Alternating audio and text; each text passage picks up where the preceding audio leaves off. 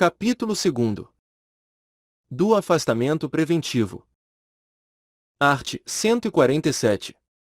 Como medida cautelar e a fim de que o servidor não venha a influir na apuração da irregularidade, a autoridade instauradora do processo disciplinar poderá determinar o seu afastamento do exercício do cargo, pelo prazo de até 60 dias, sem prejuízo da remuneração.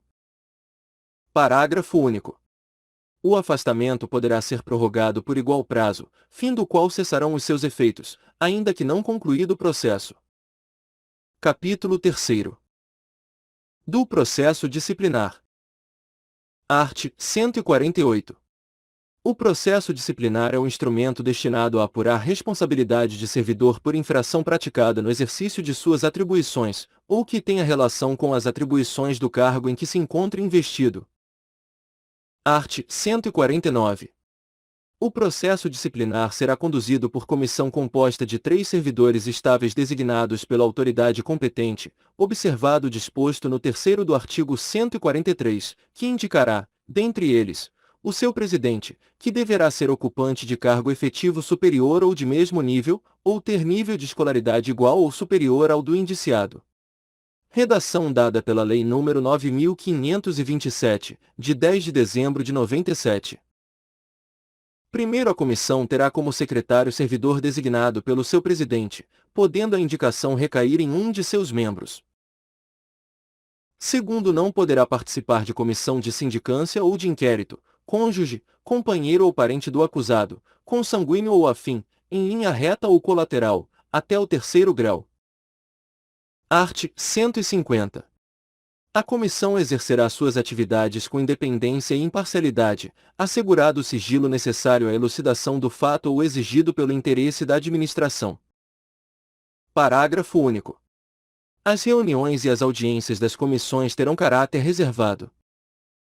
Art. 151. O processo disciplinar se desenvolve nas seguintes fases.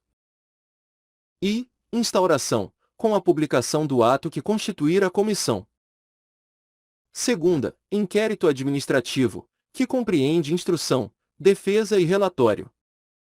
Terceira, julgamento. Art. 152. O prazo para a conclusão do processo disciplinar não excederá 60 dias, contados da data de publicação do ato que constituir a comissão, admitida a sua prorrogação por igual prazo, quando as circunstâncias o exigirem. Primeiro, sempre que necessário, a comissão dedicará tempo integral aos seus trabalhos, ficando seus membros dispensados do ponto, até a entrega do relatório final. Segundo, as reuniões da comissão serão registradas em atas que deverão detalhar as deliberações adotadas. Seção I. Do inquérito. Art. 153. O inquérito administrativo obedecerá ao princípio do contraditório, assegurada ao acusado ampla defesa, com a utilização dos meios e recursos admitidos em direito. Art. 154. Os autos da sindicância integrarão o processo disciplinar, como peça informativa da instrução. Parágrafo único. Na hipótese de o relatório da sindicância concluir que a infração está capitulada como ilícito penal, a autoridade competente encaminhará cópia dos autos ao Ministério Público, independentemente da imediata instauração do processo disciplinar. Art. 155. Na fase do inquérito, a comissão promoverá a tomada de depoimentos, acariações, investigações e diligências cabíveis, objetivando a coleta de prova, recorrendo, quando necessário, a técnicos e peritos, de modo a permitir a completa elucidação dos fatos. Art. 156. É assegurado ao servidor o direito de acompanhar o processo pessoalmente ou por intermédio de procurador, arrolar e requerir testemunhas, produzir provas e contraprovas e formular quesitos, quando se tratar de prova pericial. Primeiro, o presidente da comissão poderá denegar pedidos considerados impertinentes, meramente protelatórios, ou de nenhum interesse para o esclarecimento dos fatos. Segundo, será indeferido o pedido de prova pericial, quando a comprovação do fato independer de conhecimento especial de perito. Art. 157. As testemunhas serão intimadas a depor mediante mandado expedido pelo presidente da comissão, devendo a segunda via, consciente do interessado, ser anexado aos autos. Parágrafo único. Se a testemunha for servidor público, a expedição do mandado será imediatamente comunicada ao chefe da repartição onde serve, com a indicação do dia e hora marcados para inquirição. Art. 158. O depoimento será prestado oralmente e reduzido a termo, não sendo lícito a testemunha trazê-lo por escrito. Primeiro, as testemunhas serão inquiridas separadamente. Segundo, na hipótese de depoimentos contraditórios ou que se infirmem, proceder-se-á à cariação entre os depoentes.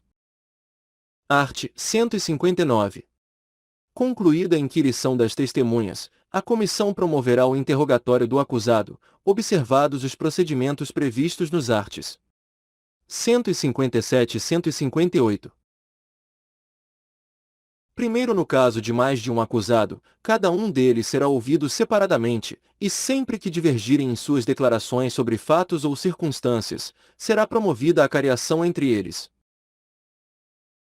Segundo, o procurador do acusado poderá assistir ao interrogatório, bem como à inquirição das testemunhas, sendo-lhe vedado interferir nas perguntas e respostas, facultando-se-lhe, porém, reinquiri-las, por intermédio do presidente da comissão.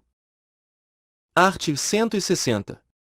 Quando houver dúvida sobre a sanidade mental do acusado, a comissão proporá à autoridade competente que ele seja submetido a exame por junta médica oficial, da qual participe pelo menos um médico psiquiatra.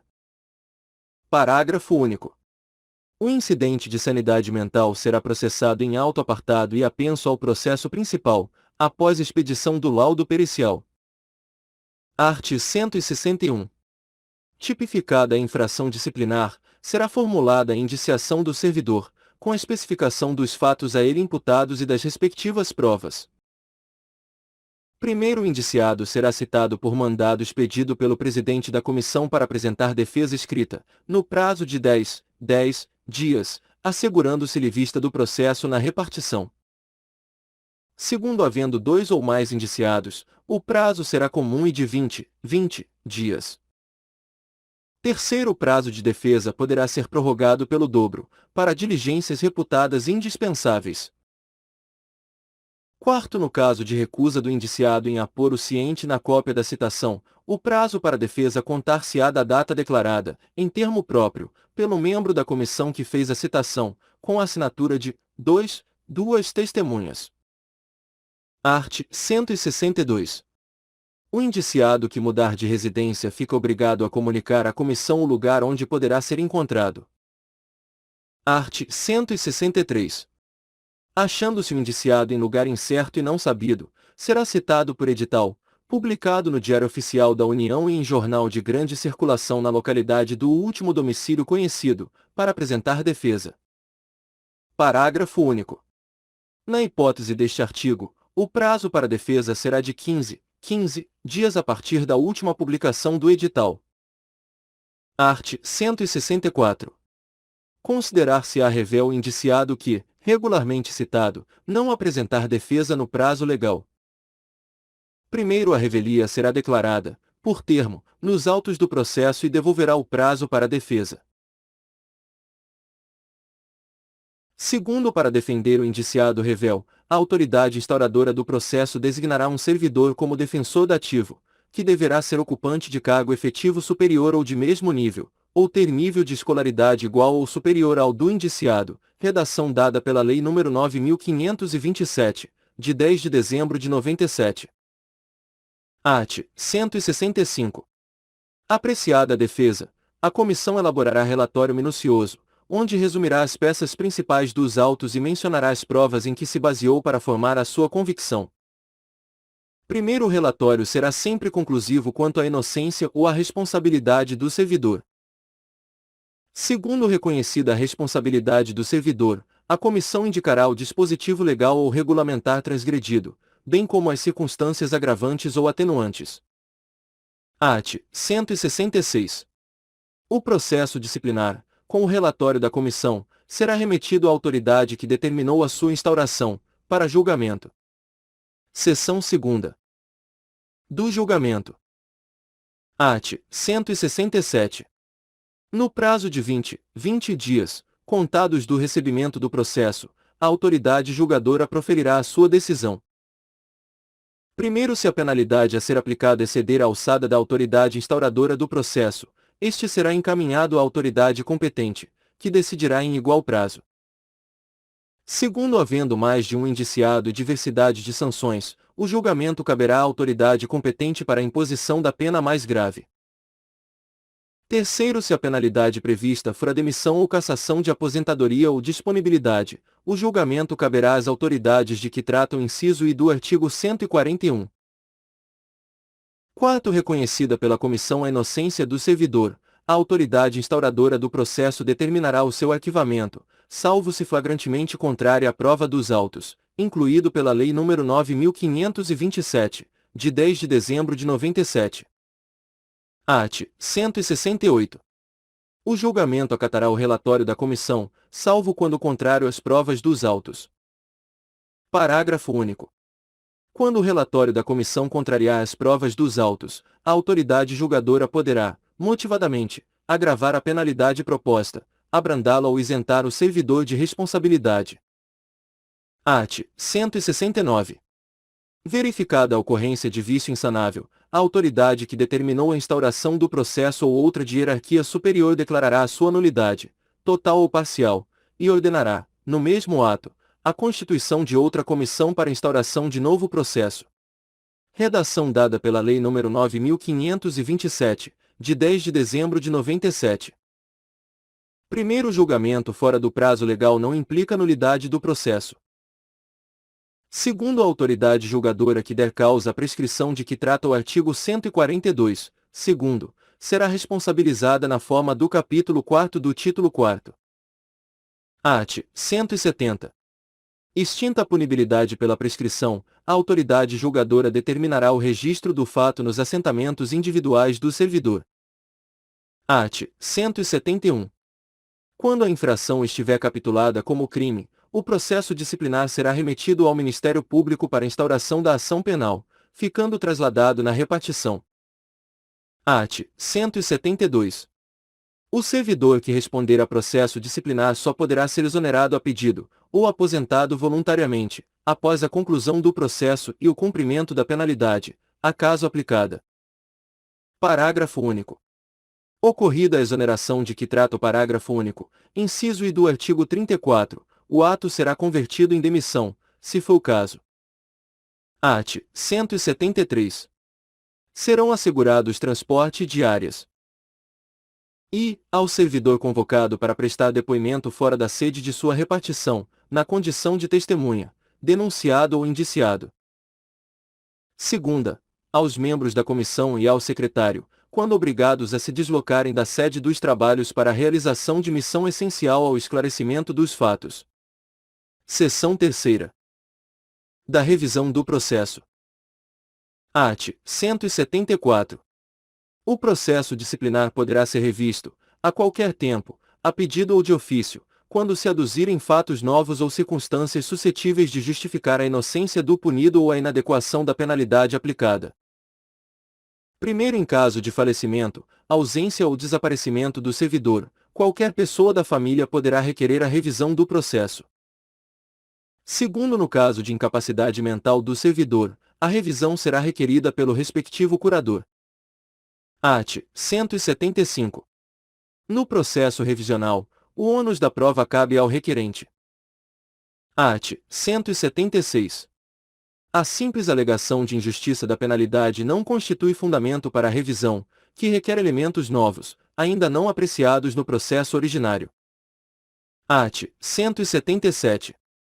O requerimento de revisão do processo será dirigido ao ministro de Estado ou autoridade equivalente, que, se autorizar a revisão, encaminhará o pedido ao dirigente do órgão ou entidade onde se originou o processo disciplinar. Parágrafo único. Deferida a petição, a autoridade competente providenciará a constituição de comissão, na forma do artigo 149.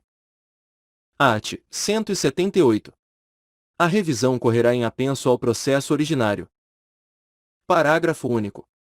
Na petição inicial, o requerente pedirá dia e hora para a produção de provas e inquirição das testemunhas que arrolar. Art. 179. A comissão revisora terá 60 dias para a conclusão dos trabalhos. Art. 180.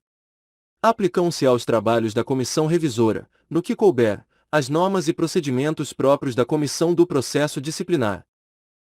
Art. 181. O julgamento caberá à autoridade que aplicou a penalidade, nos termos do artigo 141. Parágrafo único. O prazo para julgamento será de 20 dias, contados do recebimento do processo, no curso do qual a autoridade julgadora poderá determinar diligências. Art. 182. Julgada procedente a revisão, será declarada sem efeito a penalidade aplicada, restabelecendo-se todos os direitos do servidor, exceto em relação à destituição do cargo em comissão, que será convertida em exoneração. Parágrafo único. Da revisão do processo não poderá resultar agravamento de penalidade. Título 6º. Da Seguridade Social do Servidor. Capítulo 1º. Disposições Gerais. Art. 183. A União manterá plano de seguridade social para o servidor e sua família. Primeiro, servidor ocupante de cargo em comissão que não seja, simultaneamente, ocupante de cargo ou emprego efetivo na administração pública direta, autárquica e fundacional não terá direito aos benefícios do Plano de Seguridade Social, com exceção da assistência à saúde. Redação dada pela Lei nº 10.667, de 14 de maio de 2003. Segundo, o servidor afastado ou licenciado do cargo efetivo, sem direito à remuneração, inclusive para servir em organismo oficial internacional do qual o Brasil seja membro efetivo ou com o qual coopere, ainda que contribua para regime de previdência social no exterior, terá suspenso seu vínculo com o regime do Plano de Seguridade Social do servidor público enquanto durar o afastamento ou a licença, não lhes assistindo, neste período, os benefícios do mencionado regime de previdência. Incluído pela Lei nº 10.667, de 14 de maio de 2003. Terceiro, será assegurada ao servidor licenciado ou afastado sem remuneração a manutenção da vinculação ao regime do Plano de Seguridade Social do servidor público, mediante o recolhimento mensal da respectiva contribuição, no mesmo percentual devido pelos servidores em atividade, incidente sobre a remuneração total do cargo a que faz jus no exercício de suas atribuições, computando-se, para esse efeito, inclusive, as vantagens pessoais. Incluído pela Lei nº 10.667, de 14 de maio de 2003.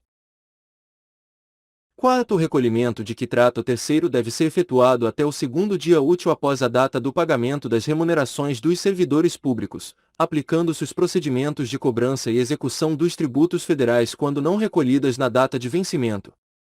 Incluído pela Lei nº 10.667, de 14 de maio de 2003. Art. 184. O Plano de Seguridade Social visa dar cobertura aos riscos a que estão sujeitos o servidor e sua família, e compreende um conjunto de benefícios e ações que atendam às seguintes finalidades. Garantir meios de subsistência nos eventos de doença, invalidez, velhice, acidente em serviço, inatividade, falecimento e reclusão. Segunda, proteção à maternidade, à adoção e à paternidade. Terceira, assistência à saúde. Parágrafo único. Os benefícios serão concedidos nos termos e condições definidos em regulamento, observadas as disposições desta lei. Art. 185.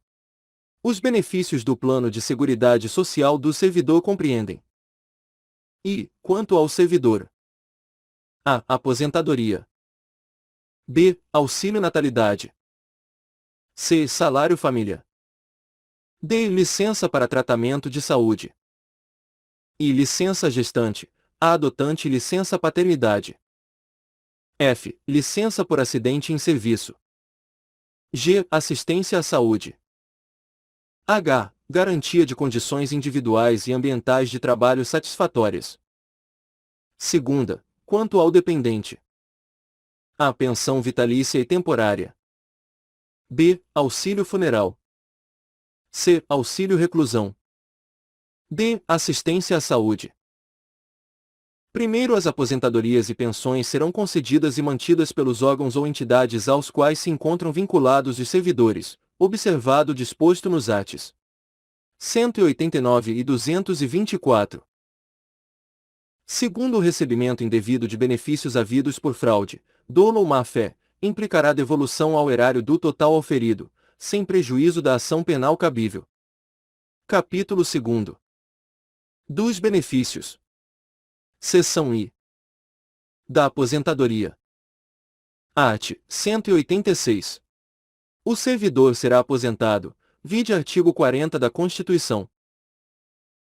E, por invalidez permanente, sendo os proventos integrais quando decorrente de acidente em serviço, moléstia profissional ou doença grave, contagiosa ou incurável, especificado em lei, e proporcionais nos demais casos. Segunda, compulsoriamente, aos 70 anos de idade, com proventos proporcionais ao tempo de serviço. Terceira, voluntariamente. Aos 35 anos de serviço, se homem, e aos 30, se mulher, com proventos integrais. B. Aos 30 anos de efetivo exercício em funções de magistério se professor, e 25, se professora, com proventos integrais. C. Aos 30 anos de serviço, se homem, e aos 25, se mulher, com proventos proporcionais a esse tempo. D. Aos 65 anos de idade, se homem, e aos 60, se mulher, com proventos proporcionais ao tempo de serviço. Primeiro, consideram-se doenças graves, contagiosas ou incuráveis, a que se refere o inciso I deste artigo: tuberculose ativa, alienação mental, esclerose múltipla, neoplasia maligna, cegueira posterior ao ingresso no serviço público, hanseníase, cardiopatia grave, doença de Parkinson, paralisia irreversível e incapacitante, espondiloartrose anquilosante, nefropatia grave, estados avançados do mal de Paget, osteite deformante, síndrome de imunodeficiência adquirida, AIDS, e outras que a lei indicar, com base na medicina especializada. Segundo, nos casos de exercício de atividades consideradas insalubres ou perigosas, bem como nas hipóteses previstas no artigo 71, a aposentadoria de que trata o inciso 3º, A e C, observará o disposto em lei específica. Terceiro, na hipótese do inciso I, o servidor será submetido à junta médica oficial, que atestará a invalidez quando caracterizada a incapacidade para o desempenho das atribuições do cargo ou a impossibilidade de se aplicar o disposto no artigo 24, incluído pela Lei nº 9.527, de 10 de dezembro de 97. Art. 187. A aposentadoria compulsória será automática, e declarada por ato, com vigência a partir do dia imediato àquele em que o servidor atingir a idade limite de permanência no serviço ativo. Art. 188. A aposentadoria voluntária ou por invalidez vigorará a partir da data da publicação do respectivo ato. Primeiro, a aposentadoria por invalidez será precedida de licença para tratamento de saúde, por período não excedente a 24 meses. Segundo, expirado o período de licença e não estando em condições de reassumir o cargo ou de ser readaptado, o servidor será aposentado. Terceiro, o lapso de tempo compreendido entre o término da licença e a publicação do ato da aposentadoria será considerado como de prorrogação da licença. Quarto, para os fins do disposto no primeiro deste artigo, serão consideradas apenas as licenças motivadas pela enfermidade ensejadora da invalidez ou doenças correlacionadas, incluído pela Lei nº 11.907, de 2009.